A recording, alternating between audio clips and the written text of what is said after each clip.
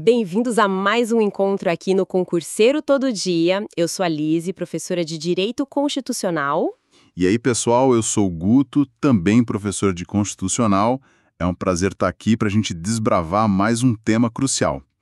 Pois é, hoje o nosso foco é um pedaço da Constituição Federal que, olha, despenca em prova. A organização dos poderes, especificamente ali os artigos 44 a 75. Exato.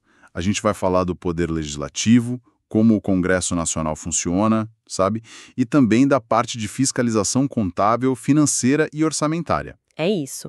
Entender como as leis são feitas e como o dinheiro público é, fiscalizado é fundamental, né? Com certeza. Então vamos começar pelo começo. Artigo 44. Vamos lá. O 44 diz que o Poder Legislativo Federal é exercido pelo Congresso Nacional. Simples assim. Mas aí ele já complementa, né? O Congresso é formado pela Câmara dos Deputados e pelo Senado Federal. É o nosso famoso sistema bicameral. Bicameral, duas casas. E tem a legislatura também, né? Aquele período de 4 anos. Isso. A legislatura dura 4 anos, que é o tempo do mandato dos deputados federais. O bicameralismo, a ideia é ter um freio interno, sabe? Uma casa revisando o trabalho da outra. Palavra-chave importante: bicameralismo e legislatura de 4 anos. Perfeito. Falando das casas, então.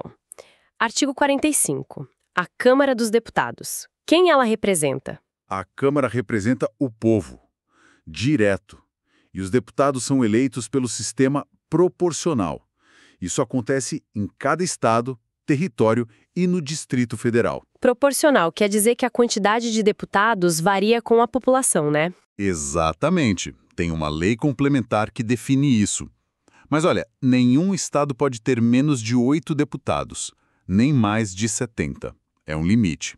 E os territórios, se existirem, elegem 4 deputados cada. Tem um macete bom para isso, né? Câmara representa o povo e a eleição é proporcional. C com P. Boa, é isso aí. As vagas são distribuídas pela votação nos partidos ou coligações. Por isso que São Paulo tem muito mais deputado que, o Acre, por exemplo. Keyword: sistema proporcional. Legal. E o Senado Federal? Artigo 46. Bom, o Senado já representa as unidades da federação, os estados e o Distrito Federal. A eleição aqui é diferente. É pelo princípio majoritário. Majoritário. Quem tem mais voto leva a vaga. Tipo eleição para presidente. Isso. Cada estado e o DF elegem 3 senadores. E o mandato, atenção, é de 8 anos, bem mais longo. 8 anos? E tem aquela renovação que não é total, né? Pois é. A cada 4 anos, a renovação é alternada. Primeiro renova 13, depois, na outra eleição, 23 dos senadores. Isso garante continuidade, sabe? Entendi. E cada senador tem 2 suplentes. 2 suplentes. Importantíssimo. Macete para o Senado.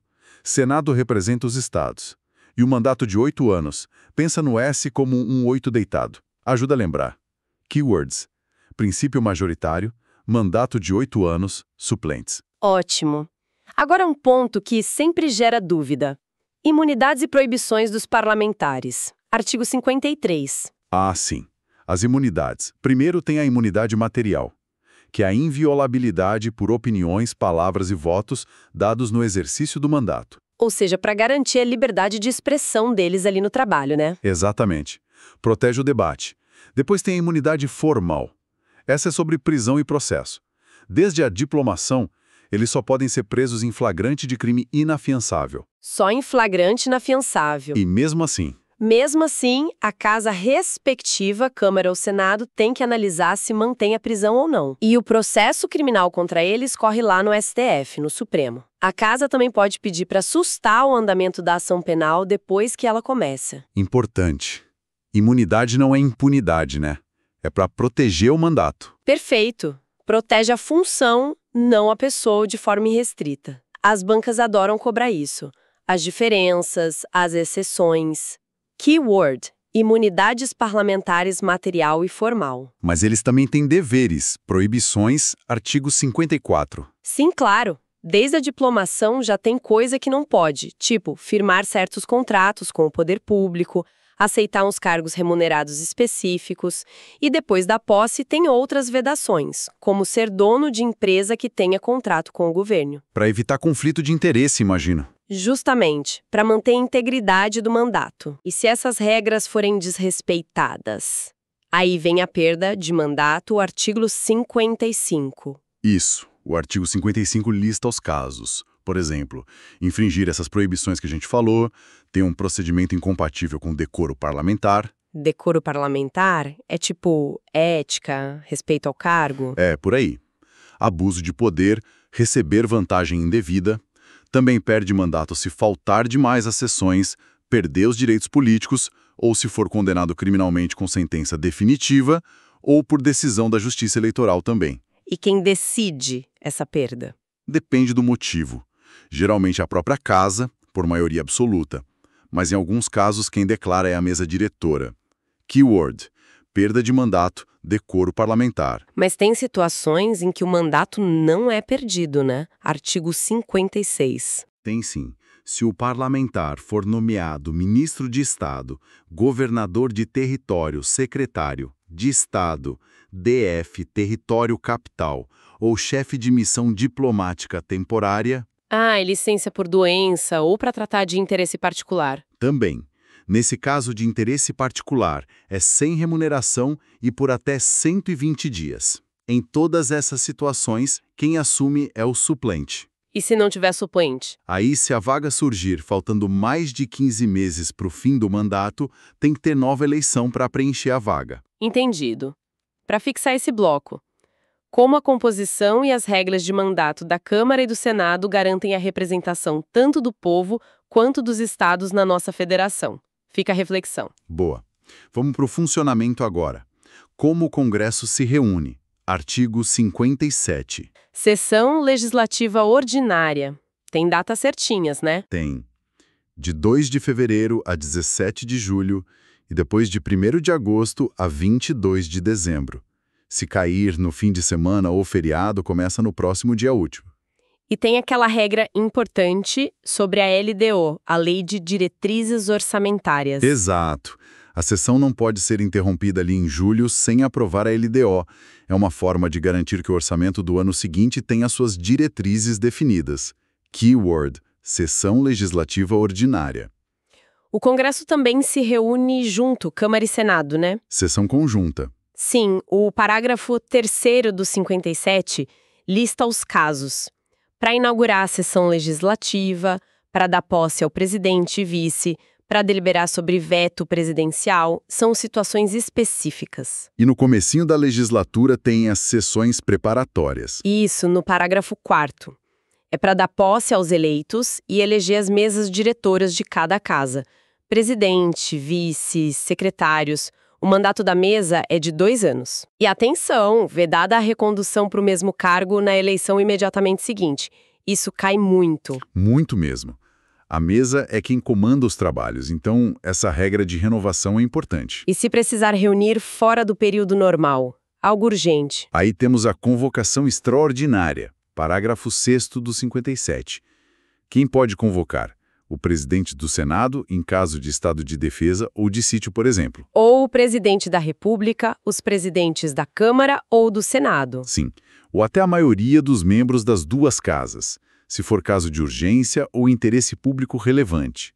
Nesse último caso, precisa de aprovação da maioria absoluta de cada casa para a convocação acontecer. Dica de prova: saber quem pode convocar e em que situações. Fundamental.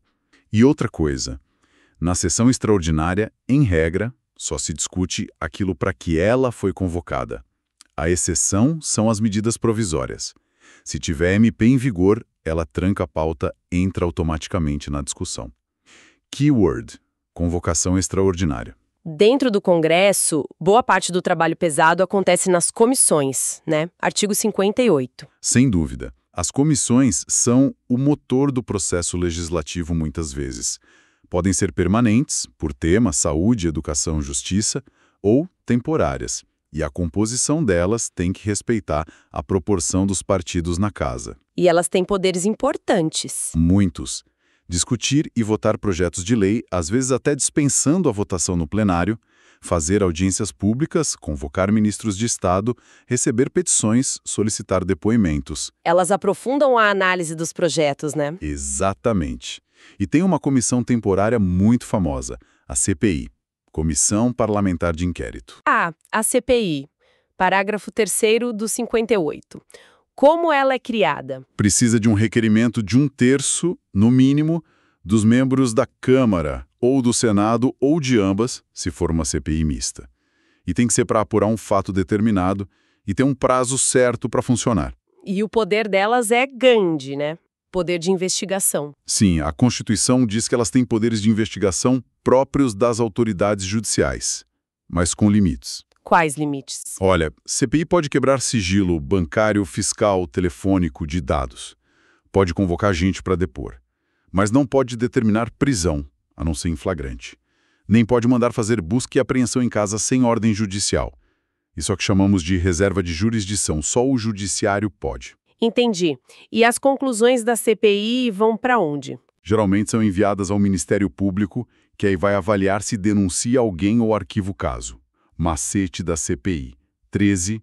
Fato determinado, prazo certo. Keyword: Comissões Parlamentares de Inquérito, CPI. Perfeito. Fechando o bloco. De que forma as comissões e as regras de convocação garantem que o Congresso funcione de maneira eficiente e investigue assuntos importantes para o país? Para pensar. Ótima pergunta. Agora, o coração da coisa. Como as leis são feitas? Processo Legislativo, artigos 59 a 69. O artigo 59 já começa listando os tipos de normas, né? As espécies normativas. Isso. Tem emendas à Constituição, leis complementares, leis ordinárias, leis delegadas, medidas provisórias, decretos legislativos e resoluções. Cada uma é uma ferramenta diferente. E cada uma tem um jeito de ser feita. Keyword: espécies normativas. Vamos começar pelo topo. Emendas à Constituição, o artigo 60. Mudar a Constituição não é fácil. E nem deve ser. A iniciativa para propor uma emenda é restrita.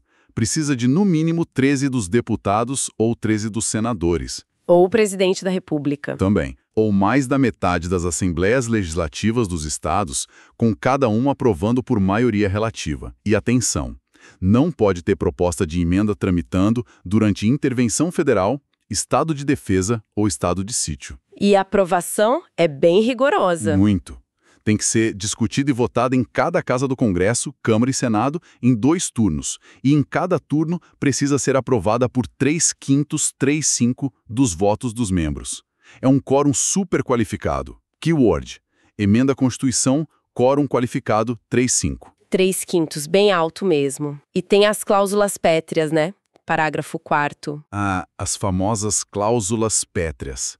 São limites materiais à mudança da Constituição. Não pode ter proposta de emenda querendo abolir a forma federativa de Estado. O voto direto, secreto, universal e periódico. A separação dos poderes. E os direitos e garantias individuais. Exato. É o núcleo duro da Constituição, aquilo que não pode ser mexido para pior, digamos assim. As bancas amam cobrar isso. Keyword: cláusulas pétreas. Descendo um degrau, temos as leis complementares, LC, e as leis ordinárias, LO. Artigo 61 fala da iniciativa. A iniciativa aqui é mais ampla. Pode ser de parlamentar, de comissão, do presidente, do STF, dos tribunais superiores, do Procurador-Geral da República e até dos cidadãos, pela iniciativa popular, que tem requisitos específicos. Mas tem um porém importante: a iniciativa privativa do presidente. Tem sim. O parágrafo 1º do 61 lista várias matérias que só o presidente da República pode iniciar o projeto de lei. Por exemplo, leis que fixem ou modifiquem o efetivo das Forças Armadas. Leis sobre servidores públicos da União, regime jurídico, aumento de remuneração. Exato. Organização administrativa, criação de cargos públicos federais, criação e extinção de ministérios, leis orçamentárias. Se um deputado tentar propor uma lei sobre isso, é inconstitucional por vício de iniciativa. Keyword: iniciativa privativa. E qual a diferença principal entre lei complementar e lei ordinária? São basicamente duas: a matéria e o quórum de aprovação. A própria Constituição vai dizer quando um assunto exige lei complementar. Por exemplo, para definir normas gerais de direito tributário. E se a Constituição não exigir LC, aí pode ser lei ordinária? Isso.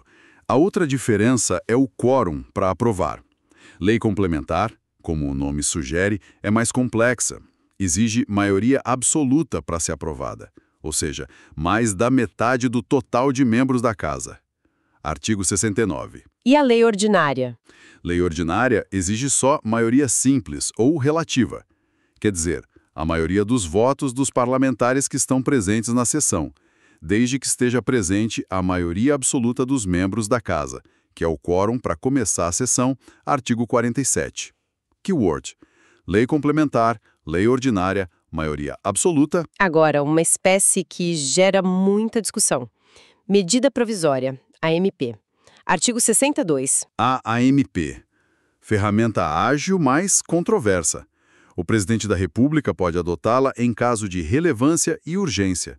Ela já tem força de lei assim que é publicada. Mas tem que mandar para o Congresso na hora, né? Prazo para analisar: 60 dias, que podem ser prorrogados uma única vez por mais 60 dias.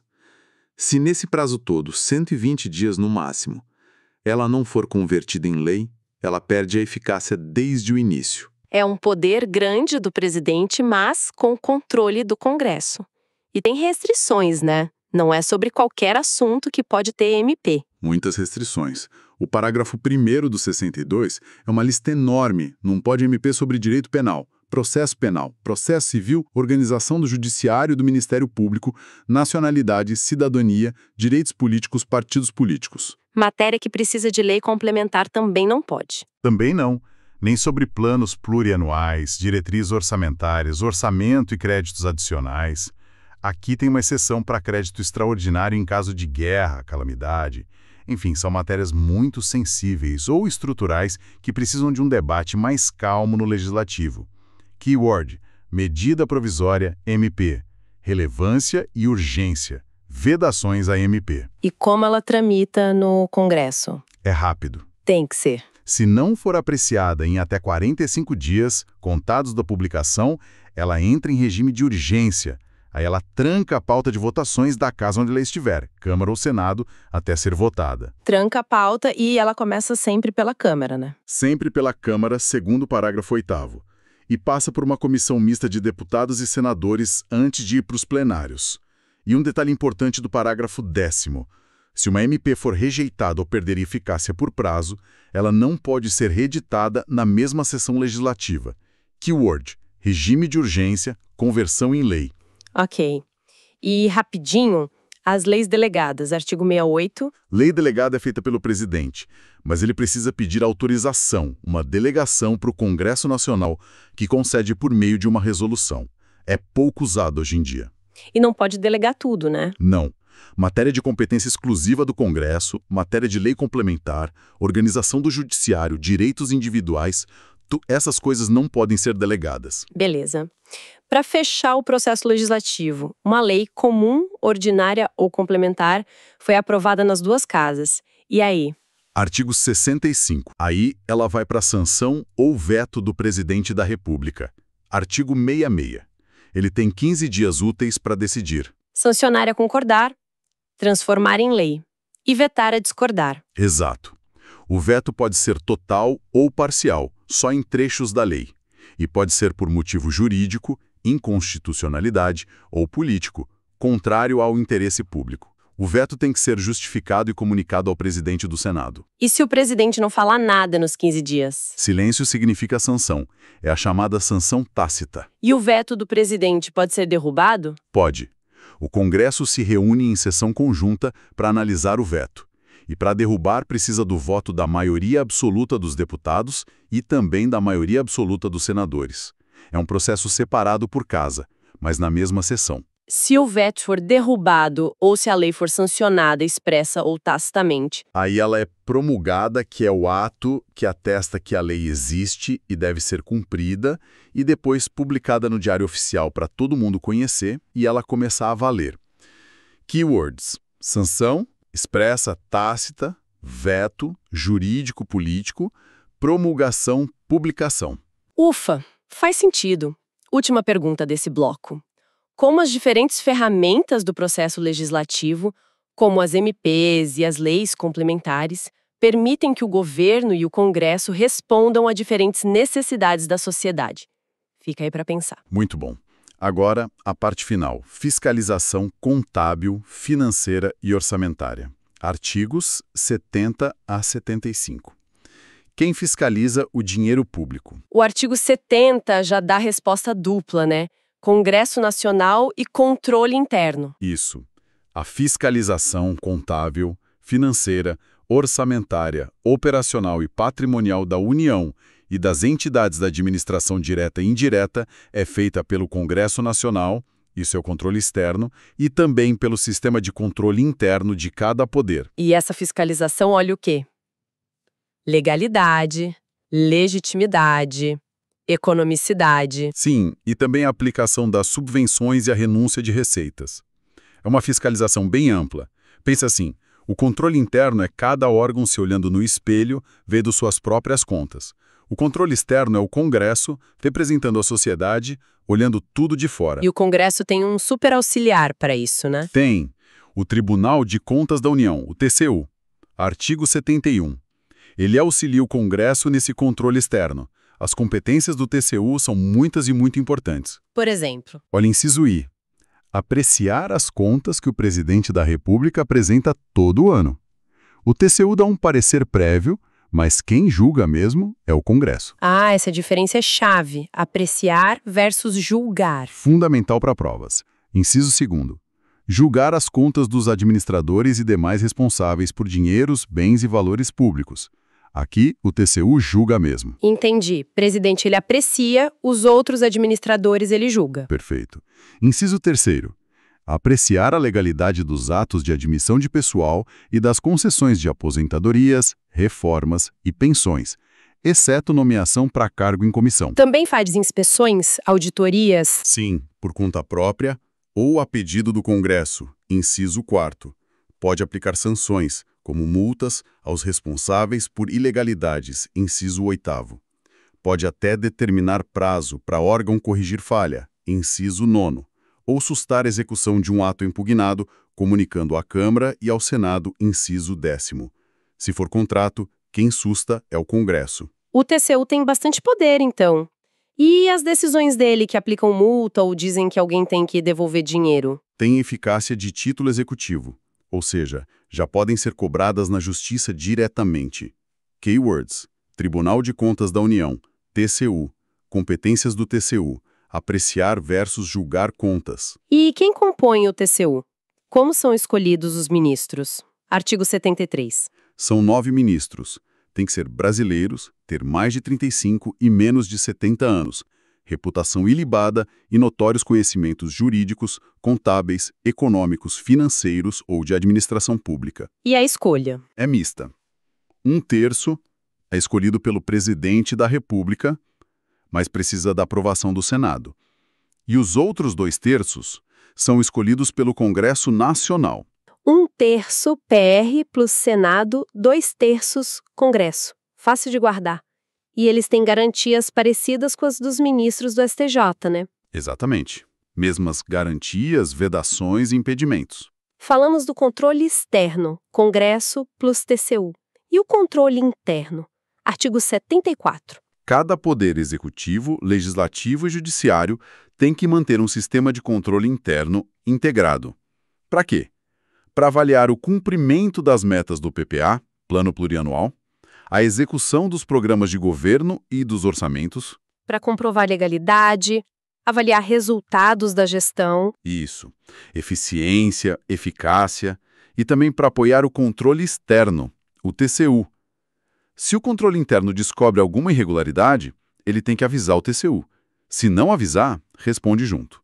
É a responsabilidade solidária. Os controles se ajudam e tem a participação da sociedade também, né? Tem. O parágrafo 2º do 74 diz que qualquer cidadão Partido político, associação ou sindicato é parte legítima para denunciar irregularidades ou ilegalidades ao TCU. É o controle social, keyword. Sistema de controle interno integrado, controle social. E para fechar, o artigo 75 diz que essas regras valem para os estados e municípios também. No que couber, sim. As normas sobre fiscalização e sobre o TCU se aplicam aos tribunais e conselhos de contas dos estados, do DF e dos municípios, onde existirem tribunais de contas municipais específicos, o que é raro, ou os vinculados às câmaras. Os tribunais de contas estaduais, por exemplo, terão 7 conselheiros. É o princípio da simetria. Entendido. Última reflexão do dia. Por que a fiscalização realizada pelo Congresso e pelo TCU é tão crucial para garantir o bom uso do dinheiro público e a responsabilidade dos governantes? Uma pergunta essencial para entender a importância desse sistema todo. Bom, pessoal, foi bastante coisa, né? Vamos só recapitular rapidinho os pontos principais que a gente viu hoje sobre os artigos 44 a 75. Vimos a estrutura bicameral do Congresso, Câmara representando o povo, eleição proporcional, mandato de 4 anos. Senado representando os estados, eleição majoritária, mandato de 8 anos. Falamos das imunidades parlamentares, material e formal, das proibições e das regras de perda de mandato, incluindo o decoro parlamentar. Vimos como o Congresso funciona. Sessões ordinárias, extraordinárias, conjuntas. E o papel fundamental das comissões, com destaque para CPIs e seu macete. 13, fato determinado, prazo certo. Mergulhamos no processo legislativo. As várias espécies normativas, SE, LC, LO, MP, os quórums importantes, maioria absoluta para LC, 35 em 2 turnos para EC, as cláusulas pétreas que não podem ser abolidas. Lembramos a iniciativa privativa do presidente para certas matérias, o processo de sanção e veto presidencial e a possibilidade de derrubada do veto pelo Congresso. E, por fim, a fiscalização. O controle externo feito pelo Congresso, com auxílio do TCU, e o controle interno de cada poder. E as competências-chave do TCU, especialmente a diferença entre apreciar as contas do presidente e julgar as dos demais. Dica final. Revisem os macetes. Câmara, povo, proporcional. Senado, estados, majoritário, 8 anos. O quórum de 35 para emenda. As vedações da MP. E a diferença. TCU aprecia contas do presidente, julga as dos administradores. Fiquem ligados nos keywords que a gente destacou. Bicameralismo, sistema proporcional majoritário, imunidades, decoro, CPI, espécies normativas, quórum, cláusulas pétreas, iniciativa privativa, sanção veto, controle externo-interno, TCU. Leiam e releiam esses artigos. A gente sabe que direito constitucional pode parecer um osso duro de roer às vezes, mas pensem bem, entender como o Estado funciona, como os poderes se organizam, é a base para um monte de cargos públicos e até para a nossa cidadania. Exatamente. Disciplina e constância nos estudos são um caminho. Não pode desistir. Cada artigo que se aprende, cada conceito que fica claro, é um degrau a mais rumo à aprovação. O caminho do concurseiro tem seus perrengues, a gente sabe, mas a recompensa lá na frente vale muito a pena. Acreditem no potencial de vocês e sigam firmes. É isso aí. Bom, chegamos ao fim de mais essa análise aqui no Concurseiro Todo Dia. Muito obrigada pela companhia e pela atenção. E esperamos ter ajudado a clarear esses artigos tão importantes para qualquer prova. Continue acompanhando a gente aqui no canal para mais dicas e conteúdos. Obrigado por estudar com a gente aqui no Concurseiro Todo Dia. Até o próximo episódio.